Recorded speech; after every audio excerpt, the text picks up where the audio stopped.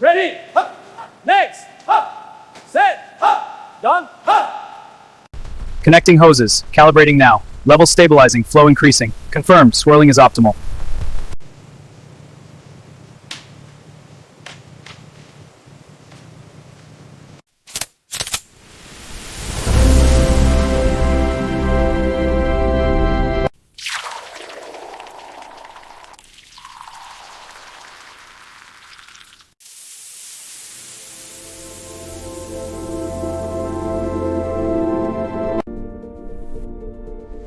Alright team, begin the harvest.